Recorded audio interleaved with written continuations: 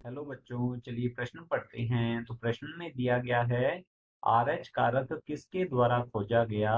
तो हमारे पास विकल्प हैं लैंड स्टीनर एवं Wiener, William Harvey, Malpighi या फिर इनमें से कोई नहीं।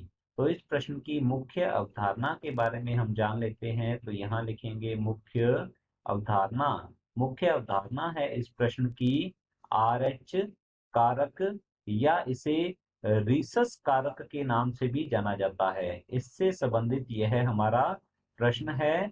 आरएच कारक जो है यह एक प्रकार की प्रोटीन है। तो यहाँ लिखते हैं यह एक प्रकार की प्रोटीन है जो कि आरबीसी अर्थात लाल रुधिर कणिका की आरबीसी की प्लाज्मा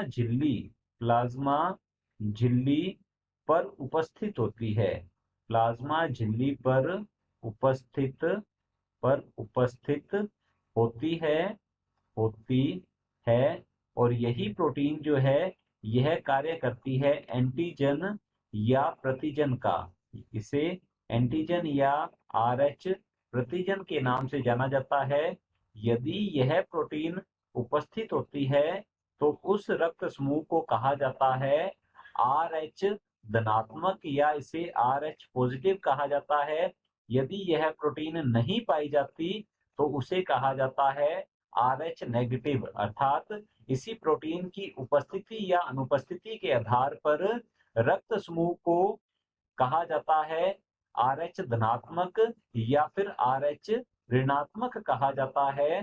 तो इसकी जो खोज है आरएच कारक की जो खोज है यह सन 1940 में की गई थी। और इसकी खोज करने वाले जो वैज्ञानिक हैं वे थे लैंड स्टीनर। तो यहाँ हम लिखते हैं इसकी खोज करने वाले जो वैज्ञानिक हैं लैंड स्टीनर तथा विनर थे। और इन दोनों वैज्ञानिकों ने इसकी खोज की थी रिसस बंदरों में। तो इसकी जो खोज है यह की गई थी रिसस बंदर में। और इसी पर इसे नाम दिया गया है आरएच कारक या रिसस कारक इसे कहा जाता है।